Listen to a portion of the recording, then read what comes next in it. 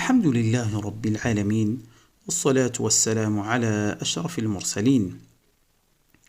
Au monde de la rupture du jeûne pour le nouveau-né, le consensus des savants, al-ijma', statue sur le fait qu'un bébé avant sa naissance n'est pas concerné par zakat al-fitr. S'il y a une naissance avant le coucher du soleil, le dernier jour du ramadan, sa famille donnera cette aumône. Si l'enfant n'est pas né après le coucher du soleil du dernier jour de ramadan, sa famille est exonérée de l'aumône de la rupture du jeûne. Mais il est aussi souhaitable de donner l'aumône pour le futur nouveau-né, comme faisait Uthman ibn Affan radiyallahu anhu. Statut de verser la zakat pour un malade mental.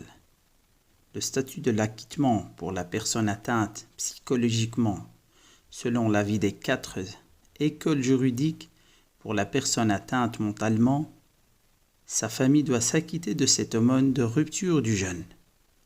Selon la tradition du prophète Mohammed sallallahu alayhi wa sallam qui dit « L'aumône de la rupture du jeûne est prescrite pour toute âme musulmane » rapporté par Al-Bukhari. Statut de verser la zakat pour un mort. S'il est mort avant le coucher du soleil, le dernier jour du ramadan, il est exonéré.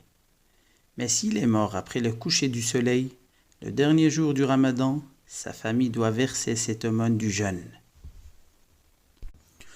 Peut-on déléguer le paiement de cette aumône de la rupture du jeûne à une personne tierce, qui la donnera de son argent et le donneur lui remettra cette somme?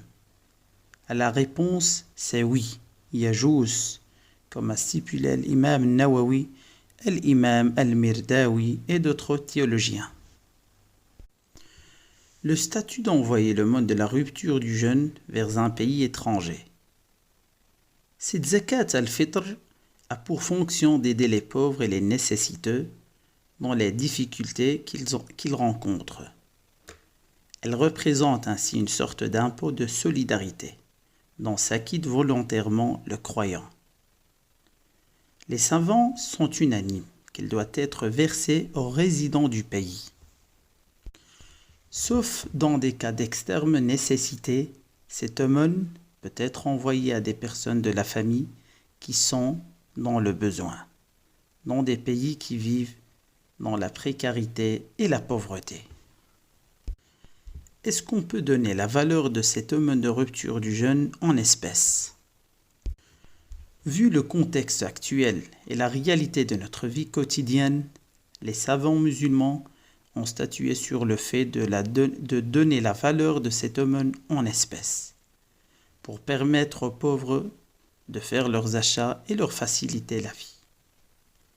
Cet avis avait été aussi celui de Omar ibn al-Khattab radiyallahu anhu et des 3 abadilah, Abdullah ibn Omar, Abdullah ibn Mas'ud et Abdullah ibn Abbas radiyallahu anhum.